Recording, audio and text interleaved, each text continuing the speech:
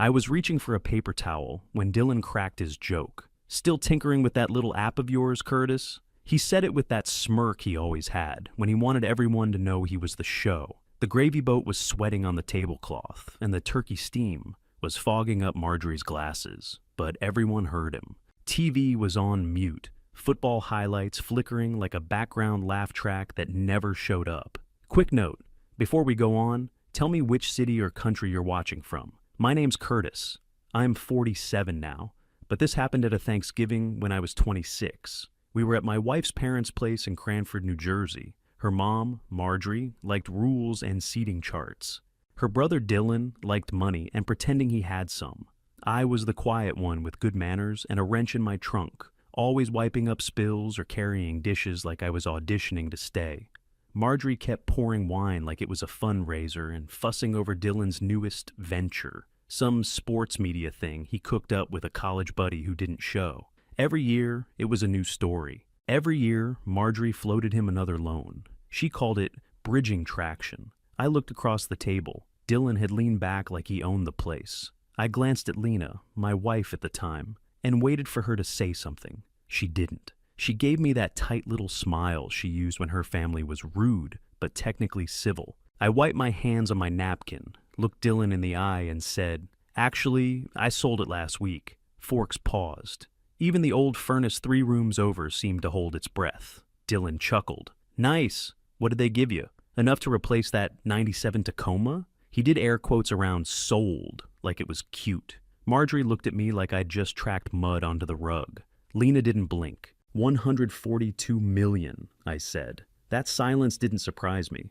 I'd known that sound since I was a kid. I grew up in a single-story ranch outside Dayton, Ohio. Brown paneling, cracked driveway, window AC that rattled when it kicked on. If you walked into our house and drew a ranking chart on the wall, it would have gone Dad first, Earl, worry lines deep enough to hold sawdust. Mom second, Ruth, floating around my younger sister Kenzie like a moon locked to a planet. Then me, quiet in the corner, useful as long as I didn't need too much. Kenzie was the golden one. She had a voice that could hit the back row of a church with no mic. She got the brand new Huffy with the tassels, the voice lessons from some lady in Cincinnati, the choir trip to Minneapolis that took 3 fundraisers and Mom's vacation days.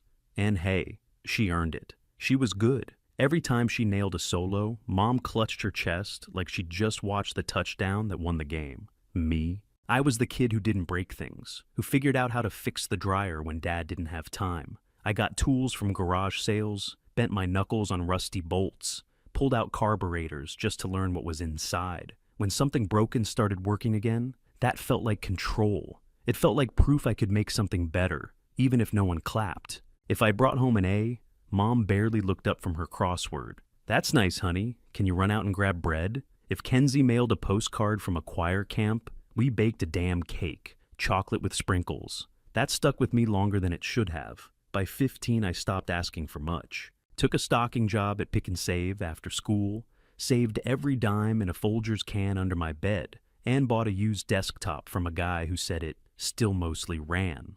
The side panel was missing, and the fan screamed like a lawnmower, but it booted. My shop teacher, Mr. Tilden, guy with a handlebar mustache and burn scars on both hands, tossed me a paperback on C++. Said I looked like someone who'd get it. I didn't. First 6 chapters read like alien language. But then one night something clicked. Loops, conditions, logic trees. It felt like sorting wrenches by size and finding the one that finally fit. Dad wasn't cold, just worn down. He worked maintenance at a distribution center and came home with his shoulders hanging low. Sometimes he'd ruffle my hair and say, "You'll do fine, kid," which really meant, "I got enough weight on my back. Please don't add more." I never did. Kenzie kept climbing. State competitions, vocal scholarships, shiny Letterman jacket with a treble clef on the sleeve. I didn't begrudge her, but every win of hers felt like another step back for me. There was only so much air in the room, and I learned early how to hold my breath. At 19, I went to community college because that was what we could afford, and because Kenzie's out-of-state auditions had already eaten the better part of the year's budget. I didn't blame her, I just didn't ask. I loaded trucks from midnight to 6, took morning classes on 3 hours of sleep.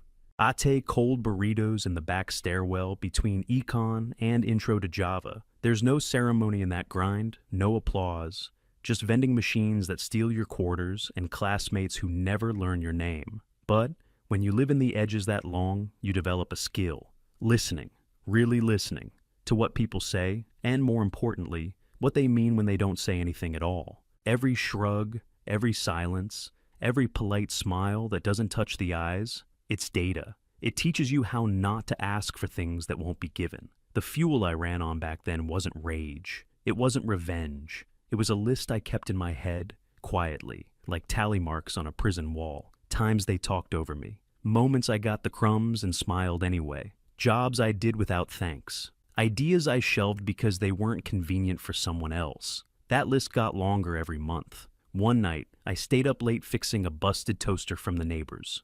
It sparked and nearly lit the towel on fire. I laughed, rewired it, and made it hum like new. That was the moment I realized I didn't care if anyone saw.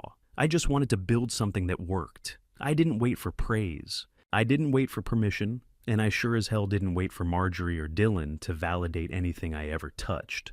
I wiped my hands dry in her kitchen, looked around the dining room, and felt the same exact thing I felt back in Dayton, standing outside the circle. Lena was the kind of woman who had color-coded tabs in her planner and ordered her iced tea with exact ice measurements. I met her when we were both 22, both at a friend's cookout behind a muffler shop in Kettering. She liked that I listened. I liked that she looked me in the eye when she talked. She worked in logistics at a regional shipping company. Smart, steady, always had a plan. Her mom, Marjorie, approved of me right away. I said please and thank you, stood when she walked into the room, and fixed a slow drip leak under her sink without asking for a wrench that fit. Marjorie said I had humble charm. What that really meant was I wasn't a threat. I knew my lane. I didn't interrupt Dylan. That counted for a lot in her world. Lena and I got married in a VFW hall with half-wilted centerpieces and a DJ who thought line dances were the height of sophistication. Marjorie handled the classy parts, which meant she picked the wine, rejected half my guest list, and circled the silverware during rehearsal dinner like a drill sergeant. I kept my mouth shut and helped tear down the chairs. I took a warehouse routing job the next month, mapped delivery paths, filled in on loading docks when people called out. After dinner, I studied code until my eyes blurred. On weekends, I did small engine repairs out of our apartment carport. Push mowers, trimmers, the occasional scooter. I'd quote $50 and knock it out for 30 if the person seemed decent. At every family dinner, Dylan had a new project, a podcast, a merchandise line, a streaming channel about betting stats. Marjorie ate it up with a spoon. I said things like, sounds interesting, and pass the salt. But the idea that stuck with me wasn't loud. It came from guys at work. Big guys, tired guys, chugging soda at 8 a.m., skipping lunch, dragging themselves home like their bodies were on strike. I started thinking about a way to help people not fall apart. The basics: sleep, movement, water, food, not lectures, not guilt, just small nudges. I started building a simple tool, Habit Forge. Used a busted ThinkPad with a line down the middle of the screen. Wrote after midnight. Tested it with 2 guys from the warehouse. One of them said it felt like the app wasn't judging him. That mattered to me. I wanted it to feel like a coworker tapping your shoulder, not a boss breathing down your neck. The first version was clunky as hell. Gray background, check boxes, no flair. But it worked. Simple reminders like water, then coffee. Stretch while the microwave runs. Phone down 5 minutes before bed. That kind of stuff. The basics, done better. I threw up some basic ads and let it run. First month, $340. Might as well have been $1 million. I just stared at the number like it was trying to tell me something. Marjorie called later and asked if I could help the family by taking photos at Dylan's launch event for his gear blog. You know your way around a phone, right, Curtis? I brought my own sandwich so I wouldn't feel weird about grabbing food from the catering table. Habit Forge kept growing. 400 downloads turned into 2,800. Then 11,000, not viral, just steady. People liked that it didn't talk down to them. They liked tapping a little circle and feeling like they did one thing right that day. At dinner the next month, Dylan was pitching a fantasy sports platform with integrated merch and maybe NFTs if the market flips. Marjorie asked him if he wanted to start a family trust. Then she turned to me and asked, "How's your little app?" "Growing," I said. "That's nice," she replied, already looking back at Dylan. I kept coding, made a feedback form. Users said they liked the tone. Casual, friendly, not bossy. I didn't hire a designer. I just Googled colors that didn't look like hospital walls and went with navy and orange. At night, I read every email we got. Some were typos and spam. Some were from people who said things like, "This helped me get through my divorce," or "First time I drank water before coffee in a year." I pushed back from my desk and rubbed my eyes. The ad dashboard had stalled again, and I was down to 3 working keys on the ThinkPad that didn't stick. That's when the email landed.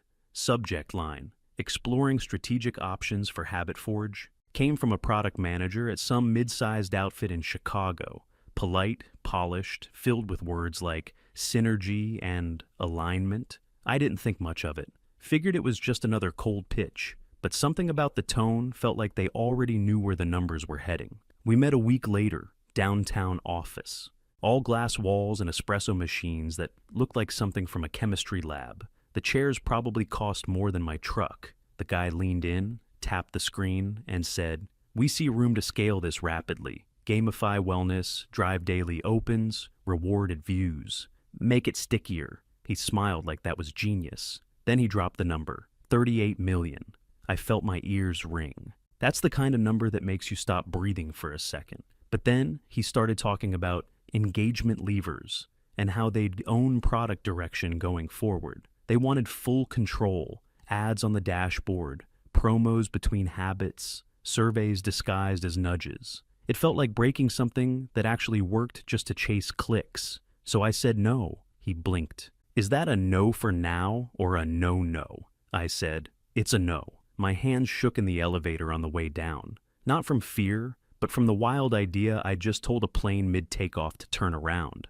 That no lit a flare. 2 weeks later, I got a call from a founder at a small health tech firm out in Portland. They didn't say synergy. They said useful. They liked the tone of HabitForge. Said it felt human. They weren't out to gut it. We talked for hours. About the difference between shame and support. About reminders that felt like a nudge, not a push. They offered a $6.5 million round. I kept majority. Signed the deal in my kitchen while Lena reheated leftovers behind me. First hire was a junior dev named Carla. Quiet, brilliant, never missed a semicolon. Then Jake, fresh out of a boot camp. Nina ran support like it was personal. Raj and QA sent bug reports that read like love letters. And Ashley, part-time designer, turned the app from a spreadsheet with buttons into something people actually wanted to tap. Lena told her mom I'd taken investors. That's the word she used, like I caught something contagious. Marjorie called and said, "So, are we in debt now?" I said, "No, we're in business." Dylan texted the next day. "Ever think about fantasy sports hydration leagues?" Then he tried to bundle his blog and newsletter into a package deal. I didn't answer. Revenue kept climbing. 40,000 in monthly recurring revenue, then 75, then 120. We added charts that were private by default, habit check-ins, nothing preachy. A regional gym chain called about co-branding. An insurer wanted to offer premium discounts for streaks. I said we'd think about it, if we controlled the data. If not, no deal. At night, I still read every customer email. One guy said the app helped him stay sober after a rough patch. A single mom said it got her out of bed on days she wanted to quit. Another wrote, "This stupid circle reminded me to drink water the day I signed my divorce papers. That shouldn't matter, but it did. That's what made it worth it. Not the charts, not the offers, the people." We finally moved out of my kitchen, rented a small office above a nail salon in an old strip mall. Smelled like acetone and ambition. The landlord gave us a discount because I fixed his thermostat the first week we moved in. He said, "You guys gonna last?" I said, "We already are." Fridays we did pizza. Found a joint 2 doors down with greasy tables and real cheese. Carla brought her dog once. Nobody complained. No slogans on the wall, just people who gave a damn. Every family dinner still sounded the same. Dylan talking runway. Marjorie laying out strategies like she was on a board of directors. I'd get a pat on the head and a casual, "How's your little app doing?" like they were being generous just remembering I was in the room. Still plugging away, I'd say. Same tone I used when a wrench slipped and split my knuckle open. Matter of fact, keep it moving. They didn't ask about customers, or the team, or what it felt like to turn down $38 million and keep going. They asked if I'd seen Dylan's new logo.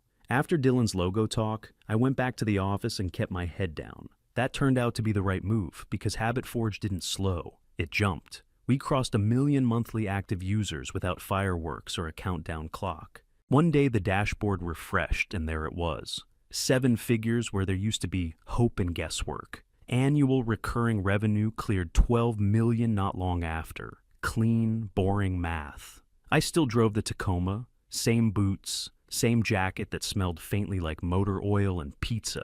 It kept me sane. I didn't want my life to feel louder just because the numbers did. We integrated with wearables and added a simple mental check-in. 3 taps, name the mood. Pick one small step, nothing dramatic. Usage spiked hard after lunch hours and late Sunday nights. People were honest when nobody was watching. That told me everything. That was also when the anxiety crept in. Not panic, more like a low buzz that never shut off. Every good thing felt like it came with a test I didn't know I'd signed up for. So I booked therapy on Wednesday mornings and blocked the calendar like it was a board meeting. The therapist was direct. Middle-aged guy, calm voice, no nonsense. Second session in, he stopped me mid-sentence and said, "Why do you say we when you mean they and they when you mean me?" I didn't have an answer. I just stared at the carpet and nodded. At home, Lena noticed everything and liked none of it. The late nights, the slack pings during dinner, the way I scheduled my dad's cardiology follow-ups without missing a beat, but forgot a wine tasting for her friend's bridal shower. She said I was obsessed with strangers' water intake. I said, "I'm building something real." She said, "So am I, and you're not here." We started sleeping back to back. No fight, just distance measured in inches. Marjorie's tone changed once the headlines started popping up. Not praise, interest. She dropped hints about interfamily investment, like it was a favor to me. "Just a little boost so Dylan can get to his next stage," she said, smiling the way people do when they already expect yes. Dylan was more direct. He asked me to guarantee a $180,000 loan. Said the bank loves founders signing for each other. He talked fast, like momentum itself would force my hand. I said no to both. That's when I became aloof. Marjorie used the word over roast chicken, like it was a diagnosis. Curtis seems aloof lately. It tasted like being told to smile while someone slid their hand into your pocket. At work, we kept building. We added a satellite team of 9 in Boise because the talent was real and the rent wasn't insane. 14 full-timers total. No motivational posters. No mission statement on the wall. Friday pizza, bug bounties, honest feedback. People fixed what broke and owned it. Then a hospital group reached out. Not flashy, no buzzwords. Just a director and a nurse manager on the call, both tired in a way I recognized. They wanted to use Habit Forge for post-discharge routines and chronic care plans, medication timing, movement prompts, hydration, sleep. No ads, no data resale. They talked about relapse and readmissions like it kept them up at night. My gut lit up. We talked for 4 months. Long calls, long documents, long pauses. We argued about data boundaries and consent screens and what happened if the partnership ever ended. They wanted the team intact. We wanted the product intact. For once, everyone at the table meant the same words when they said care. At home, Lena watched me prep for those calls and said, "You look more alive talking to them than you do with me." I didn't deny it. I just packed my laptop and headed out. That night, Dylan texted again. A shorter message this time. "Just think about it." I didn't respond. Wednesday therapy came around. The therapist leaned back and said, "What do you think happens if you stop trying to keep everyone comfortable?" I thought about my dad's appointments on my calendar, the Boise team's faces on video calls, the hospital group asking hard questions because the answers mattered. I thought about Lena staring at the wall while I typed. "I lose something," I said. He nodded. "And you gain something." That evening, I pulled into the driveway later than usual. House lights were on. Lena's car was there. I sat in the Tacoma for a minute, engine ticking, and felt the weight of everything I was carrying. Then I shut the truck off, grabbed my bag, and walked inside to see what was left to say. The hospital deal landed the same week we locked final terms. I signed the last doc in the early morning, still in flannel pants, coffee gone cold next to the keyboard. It was quiet, just a few dull clicks. No parade, no confetti, just done. We closed for $142 million. First thing I did was make sure the team got theirs. Bonuses, real ones, options that meant something. No golden handcuffs, just a reason to stay. We kept the roadmap sane. No 5-week death sprints, no hustle culture crap. They earned it. Every line of code, every bug they squashed at 11:58 p.m. After fees and taxes, I cleared about $88 million.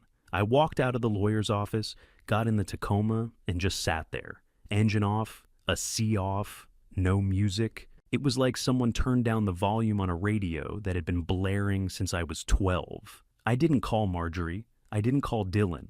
I drove home, parked, walked into the kitchen, and told Lena. She blinked twice. "Wow," she said. Then, "Think we could remodel the downstairs? Maybe finally upgrade circles, if you know what I mean." I didn't say anything, just nodded and grabbed a water from the fridge. I called my dad that night, told him the number. He paused, then said, "Kid, I knew you'd be fine." For the first time in my life, that line didn't feel like a shrug. It felt like a stamp.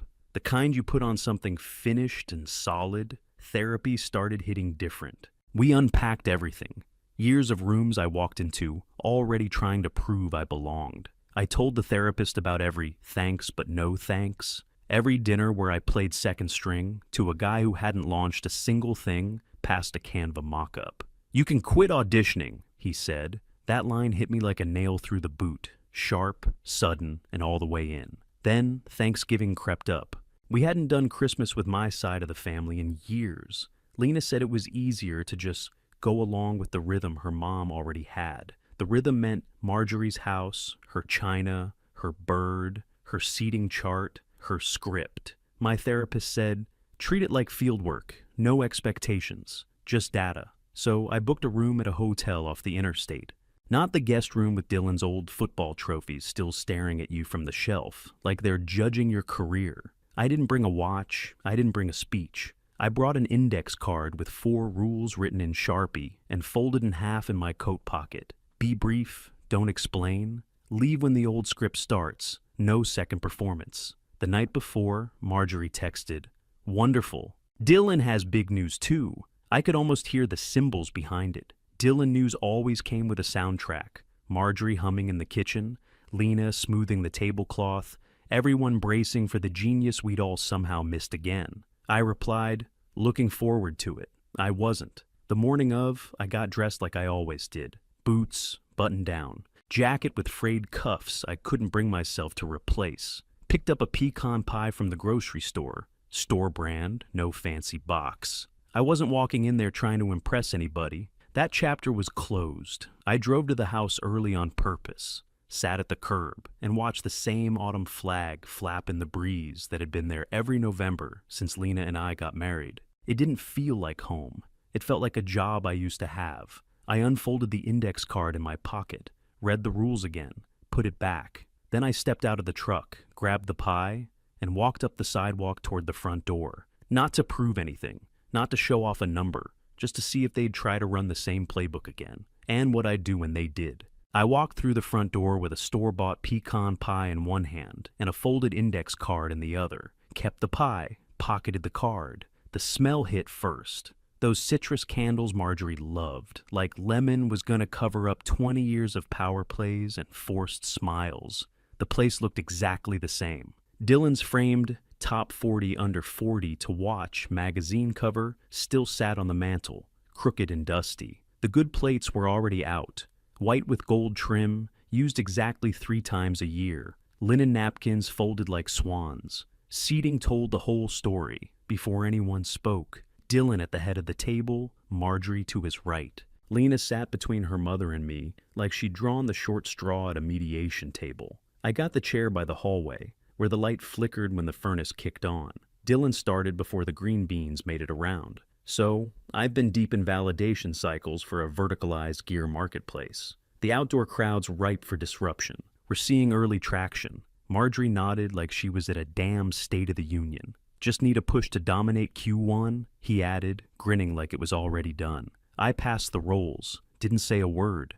Halfway through the meal, Marjorie turned to me, tipped her head the same way she always did when setting up a jab, and asked, "Are you still helping people drink water?" I said, "Something like that." Dylan chuckled. Loud, fake. "Still wasting your time on that little app of yours?" Same line, same tone, same guy. I looked him dead in the eye. Sold it. He blinked, then laughed harder. "You're kidding. 142 million, I said. Fork stopped. Chews hung in mid-bite. The only sound in the room was the TV in the next room. Muted football highlights rolling like background static. Marjorie set her wine glass down too hard. Who would pay that kind of money for reminders to hydrate? I slid my phone across the table, opened the banking app, held it up for one beat.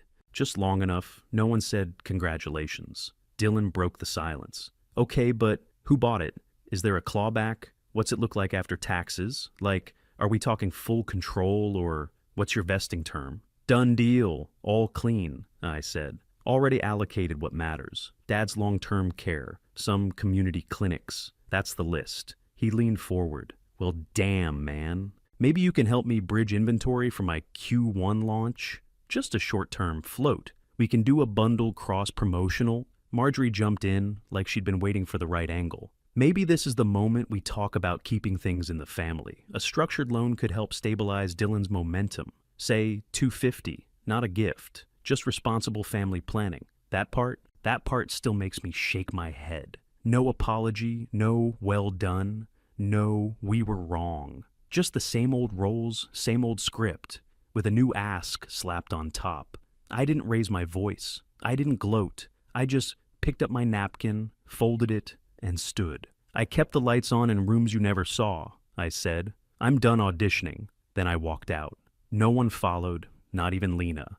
I made it to the sidewalk before the air hit different. Cold, sharp, clean. The pie was still on the counter. I didn't go back for it. The next morning, my phone lit up before the coffee finished dripping. Marjorie first. Then again. Then a longer one. I'd embarrassed the family. I'd made Dylan look small. I'd forgotten who brought me in. The quotes were hers, not mine. Each message landed heavier than the last, like she was stacking plates and daring me to flinch. I didn't reply. 2 days later, a thick envelope showed up at my door. Law firm letterhead. Formal tone. The family, capital F, was requesting $2.4 million as repayment for years of support, housing, and brand uplift. Brand uplift. I laughed once, sharp and loud, then set the letter on the counter and called my attorney. He didn't laugh. He asked for time. That afternoon, he sent back a polite decline with an attachment. The attachment was a ledger.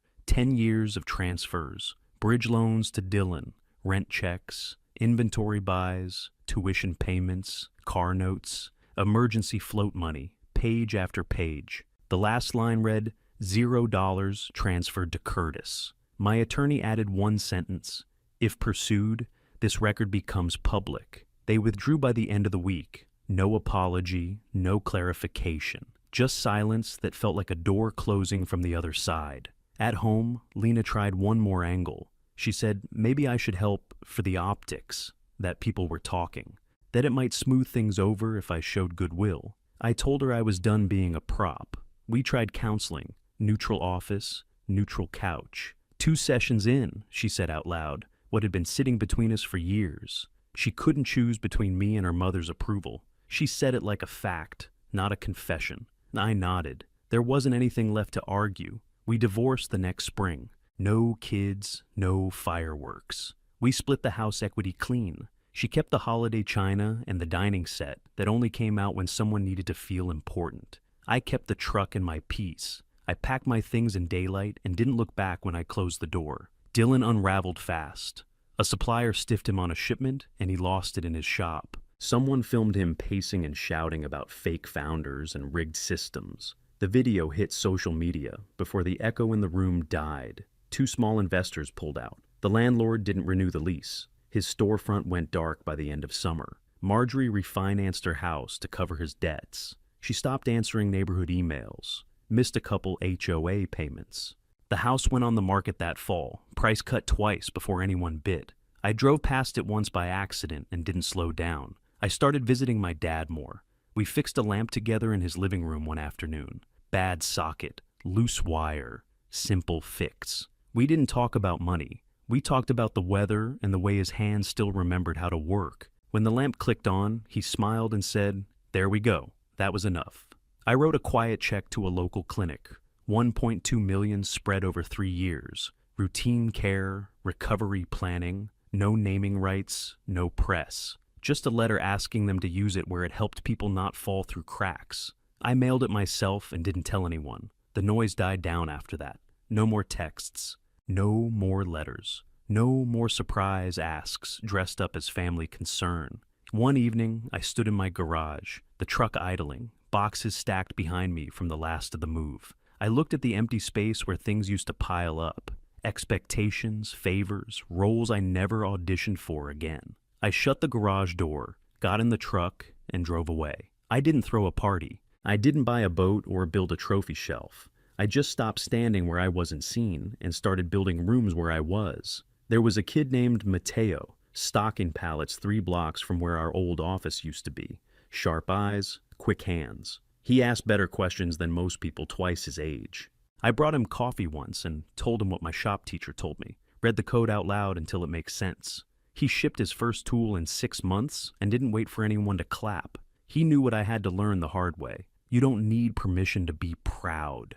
A year later, Marjorie mailed a letter, cream paper, cursive handwriting, said she was sorry for how she treated me, that she misjudged the order of things. Her words, not mine. I read it once and slid it into a drawer. I didn't slam the drawer, just closed it. Some doors don't need to be slammed.